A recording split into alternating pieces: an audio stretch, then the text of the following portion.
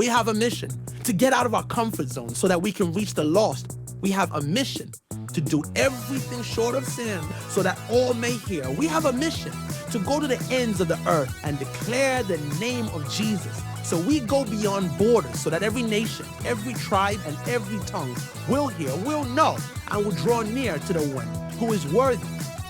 Our faith is borderless. All right, hey guys. You guys feeling all right? It is spring. It is happening. Spring sports are in full gear, but I'm glad you guys are here. So last week we jumped into our mission series. You got to hear from some of your fellow students about their mission trip over spring break. And next week you're going to get to hear from Jeremiah Smith about some of his experience of serving in missions in lots of different ways in our community and around the world. So really excited for that. But right in between this, we're jumping into a passage that takes us back a little bit. But to refresh a little bit on last week, we had the Great Commission, right? And the Great Commission is for all people. And it says to go and make disciples with the authority of Jesus empowering you to do that. Now, the reality of what that looks like is a little bit different for all of us. But I want to challenge us that if you are a follower of Jesus, if you call yourself a Christian, the Great Commission is for you. It's not just for people who do full-time vocational ministry. It's not just for missionaries. It's not just for like the really good Christians. It's for everyone. And last week I got to hear a couple questions from you guys, and one of them that really stuck out to me, because I think a lot of us probably struggle with this, is how do we know what God is calling us to do? How do we know what God is calling us to do? Because that's not always super clear. If we're being totally honest, who's ever wondered that? Anybody want to see hands? Yeah, I have. I have for sure felt this way a lot. Like, is this God? Is this me? Is this just like, did I eat something weird at lunch and it's making me feel funny? And now I'm wondering like what that is, right? Like, what is this? How do I know if this is God, if this is what he's asking me to do? And here's the most simple advice I can give you, and there's a slide for this one. If it lines up with who Jesus is, follow that. I know that seems really basic, but I think it's pretty clean too. If it lines up with who Jesus is, follow that, do that. So sometimes it's really obvious what God wants you to do, right? So an example, a student came up to me last week and said, hey, I've been feeling like I should serve in kids ministry, and I've been putting it off, and I really just feel like it's time, I need to get involved, I need to serve. Okay, that's like pretty obviously God, because like he asked you to like serve his church and to sacrifice for him, right? So it's like, okay, that's God, pretty clear there. Sometimes it's a little less clear. It's a little more split. When LG and I first got married about 5 years ago, he was already working at Redemption. I came from another church. And so I had a job offer here to be your student minister. And at the same time, LG and I had job offers in Colorado. Same jobs, but with a different church there. And we interviewed with both churches, and we're processing and we're praying about it. And neither of us were like, this is the right decision, this is the wrong decision. It was just kind of like, these are two good things. It's good churches, it's good people. We're able to serve God and honor him and use our gifts to help people know Jesus in both of these. So how do we pick? And we really just felt like it was like you can't choose wrong, but you have to make a decision and then pray and trust that God will do something good with it. And I believe he has. Since we've been here, right, God has moved in amazing ways in our lives and hopefully in the church too. And so, right, sometimes it's more split like that. It's like, oh, these are two good things. What do I do? Maybe God's going, what do you want to do? Where do you feel like you want to do this? I'll bless it. Just pick away. Sometimes we want to do something, but it doesn't align with what Jesus has called us to do. But we don't want to hear that, so we're like, I'm not really sure. I'm not sure God isn't calling me to this. But I think what usually happens is we just don't like what God's saying. And so when that happens, when we're like, oh, I'm not sure, does this align with you, Jesus? The best thing to do is to go to someone you trust, a trusted follower of Jesus, probably someone older, and maybe ask their advice. What do you think? Here's the situation. Do you feel like this is what God's calling me to, or is this something else? And sometimes it's just not that clear, and you have to ask for that advice. And so maybe right now something's popping in your head. Man, am I supposed to be doing this, or am I supposed to be doing that? And I just want to encourage you to maybe talk to one of your coaches or someone you really trust who follows Jesus and ask them about that. But today, as we jump into our passage, we're going to go back in time a little bit, because last week we talked about Jesus after his death, before he ascended into heaven. But we're going to jump back into the ministry of Jesus, because I just told you guys, I think one of the best ways to know what God's calling you to do is to look at what Jesus is doing and say, does it align with who he is, and follow that. But in order to do that, we have to know who Jesus is. We have to study who he is, and we have to study how he followed God's calling over his life. So that's what we're going to do tonight. And so you can open your Bibles to Matthew chapter 9. As always, if you have a physical Bible, go on and open that up. If you don't, keep your phones away. But Matthew chapter 9, Matthew's one of those gospel books that walks through the birth, life, death, and resurrection of Jesus. And at this point in our story, Jesus is traveling around from town to town. He's teaching about who he is and who God is, and he's healing people. And then we have this passage in Matthew chapter 9, verse 35. It says, Jesus traveled through all the towns and villages of that area, teaching in the synagogues and announcing the good news about the kingdom. And he healed every kind of disease and illness. And when he saw the crowds, he had compassion on them, because they were confused and helpless, like sheep without a shepherd. He said to his disciples, the harvest is great, but the workers are few. So pray to the Lord who is in charge of the harvest and ask him to send more workers into his fields. So we're going to break this down a little bit. So we start off the passage. What's Jesus doing? Right? It says he is going from town to town, from village to village, teaching, preaching, and healing all these people of all these illnesses and all these like sicknesses and problems, right? But then listen to this part again. When he saw the crowds, he had compassion on them, because they were confused and helpless, like sheep without a shepherd. So what do we learn about Jesus here? We learn that Jesus saw the people and he had compassion. Jesus saw people, he had compassion. Throughout all the stories of Jesus, we see this theme. That it says like Jesus had compassion, and so he stayed with them longer than he planned. Jesus had compassion on him, and so he healed him. Jesus had compassion, and so he forgave him of his sins. Jesus was led by compassion. Jesus' decisions were led by compassion. Jesus didn't make decisions based on what made him most comfortable or most popular or the most content. Jesus' decisions were based and led by his compassion for other people. And so when I was reading this, compassion obviously jumped out, and I was like, I'm going to look up the definition of compassion. And I loved it because it's so biblically and theologically good. So I'm going to read it to you. This is, Google AI told me this. So compassion is a deep feeling of sympathy for another's suffering, accompanied by a strong desire to alleviate that suffering. It's not just empathy or sympathy, but rather a motivation to actively help and make things better for the person experiencing hardship. I loved that description. I want everyone to close their eyes for a minute.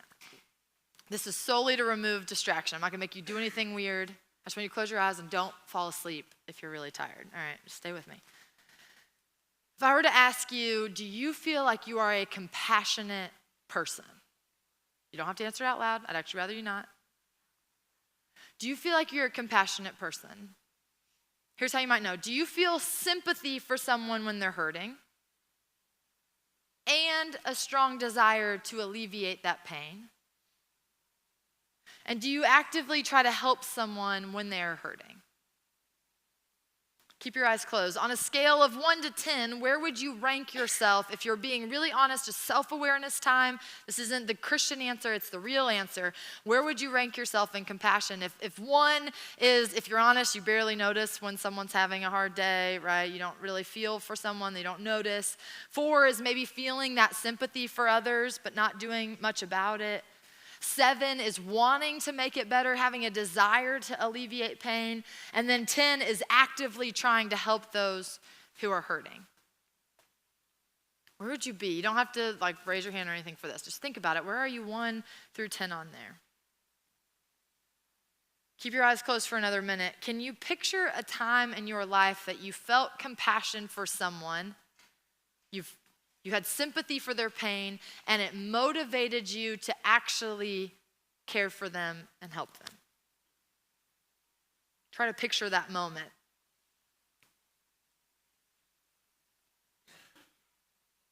And then can you think of a time when someone did that for you?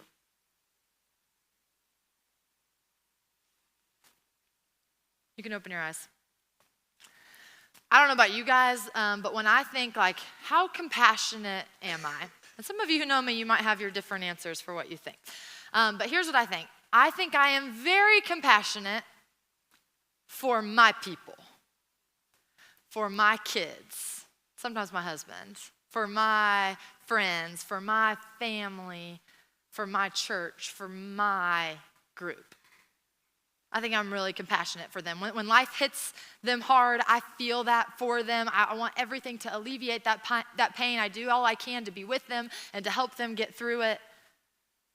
But if I'm really honest, outside of that circle, my compassion is much, much smaller.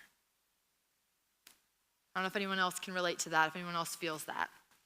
But Jesus, what we have here is way different, right? He's looking at crowds of people he does not know, not his family, not his friends, and he feels compassion for them, so much compassion for them that he was willing to keep teaching and keep healing and keep traveling, even though he was tired and hungry and worn out and just wanted to probably rest, right?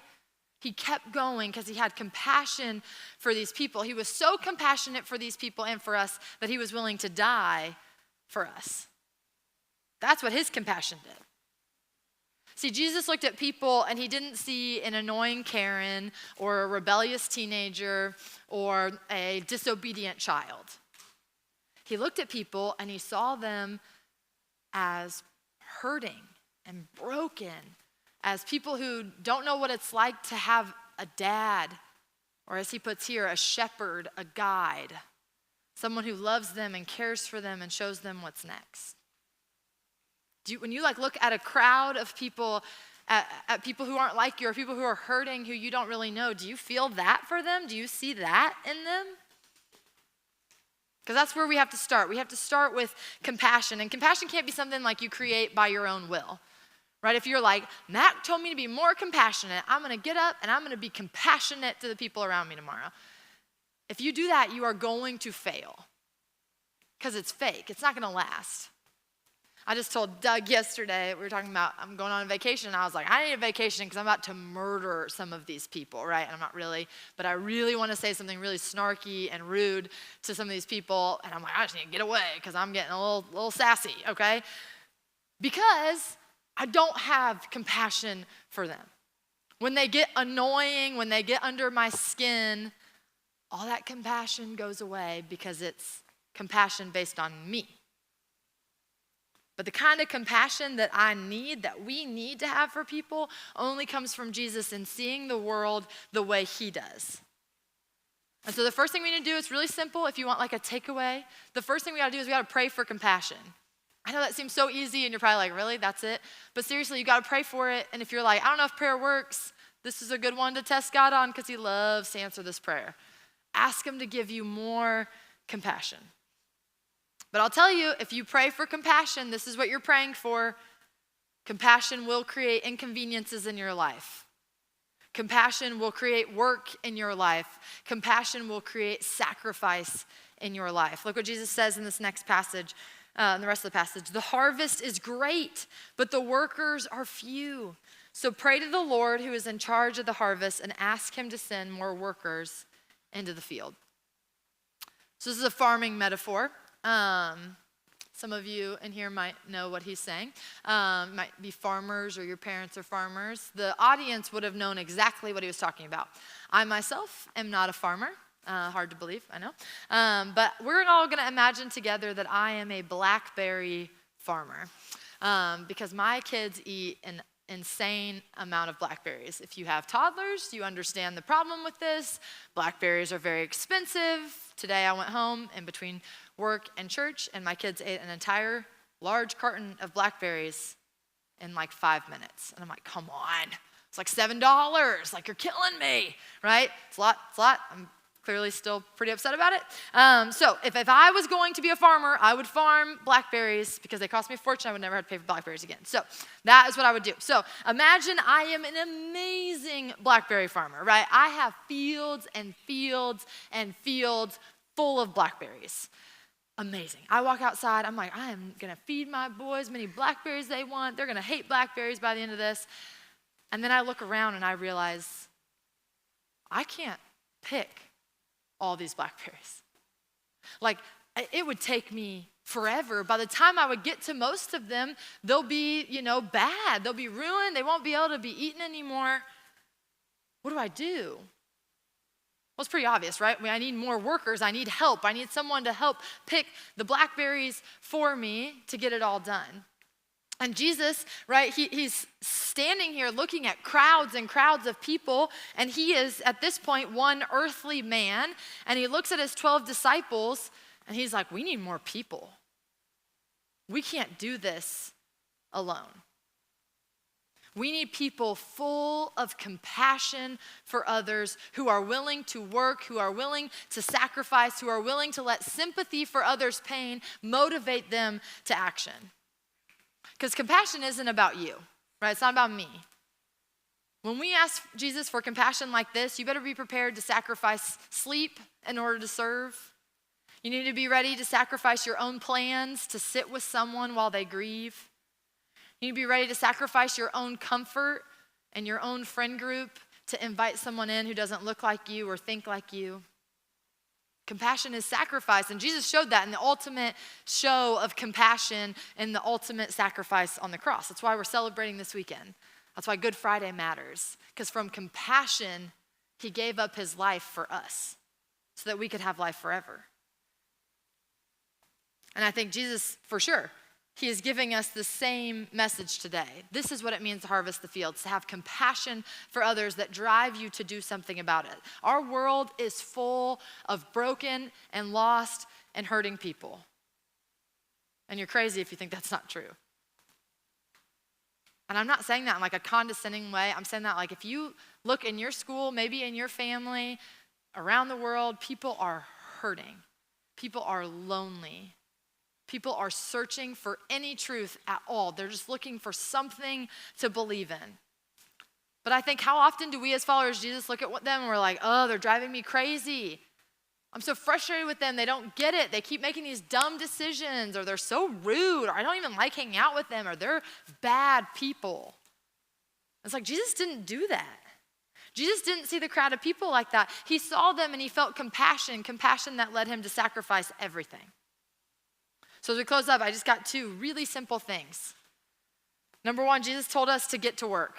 Very similar to last week with our go, right? But get to work. If you're following Jesus, it is time for you to look out at the harvest of people in your life, whoever that is. The people in your life that need Jesus, who are searching for Jesus, even if they don't think they're searching for Jesus, they're searching for Jesus. So who are those people in your life searching for something? And you have the answer for it. And maybe that comes in a really simple way, like inviting them to Easter, inviting them to a Wednesday night. I think we push that off a lot. We don't want them to say no. We don't want to look dumb. We don't want to ruin the friendship. But that is something every single person in this room can do. We can send a simple invite. Hey, you want to come to church with me on Sunday? Hey, you want to come to church with me next Wednesday? I'd love to have you. Worst they're going to say is no. It's fine. Maybe it's sharing your testimony. Some of you maybe are called to do that with friends or at an FCA or something like that. Maybe it's being kind to someone when no one else is, caring about them when life hits the fan for them, living your life as an example. Maybe it's something bigger, but we need to get to work because the world is full of hurting and broken people who need Jesus, and you know them. Second thing, and the band can come on up, or Drew, I don't know who was all leading. I also think I know Jesus is saying this, ask God to send more workers. And so that's what we're going to do as we close. We're going to pray. I want to pray for this as we close up, that first of all, that God would send more workers. Maybe that's some of you. Maybe some of you have not gotten to work. You wear the Christian name tag, but you do nothing else but show up to church and check a box. And it's easy for a lot of us to fall into that. We get in the rhythm. But we need more workers. We need more people who are willing to share who Jesus is because people are looking for it and people want this. So that's the first thing. We're going to pray for more workers. Second thing, I'm going to pray more boldness and compassion on myself and all of you. Because I think a lot of times we sit back, we hope someone else will do it. We hope it doesn't have to be me.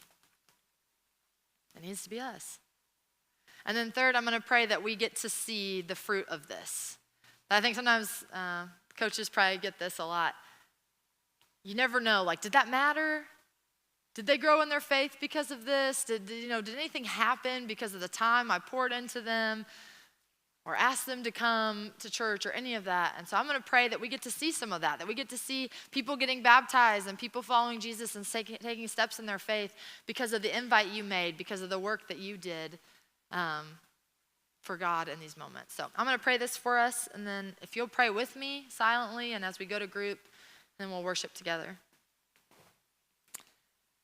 Jesus, I thank you for your word that just gives us guidance on what to do next. And so God, you told us, you said, pray to the Lord of the harvest to send more workers. And so that's the first thing we're going to pray, that you send more people who have sympathy, have compassion, that leads them to act, that leads them to move and help people find you. That you look at crowds of people, you look at us when we are far from you and we care more about ourselves than we care about your kingdom. And you don't just get frustrated with us and write us off, but you care about us and you love us and you seek us out. And so I pray for more workers like that. And I pray over this room, over every student and over every coach and over myself, that God, you would give us more compassion, that you would give us more boldness to work and to see the world through your eyes instead of through our broken and sinful eyes. And God, I pray that we get to see the fruit of it, that we get to celebrate, maybe not tomorrow, maybe not this weekend, but over the course of time, that we get to see baptisms and we get to see people following Jesus and people going all in and others sharing their testimonies because of the work that we put in and because of your grace in their life. And we just pray you can help us to grow in that kind of compassion. We know we can't fake it. We know we can't do it on our own power. And so we trust that is a gift you want to give us. So we love you. We thank you for tonight, that we get to be together. Help us to worship your name above everything else as we close out. In your name, amen.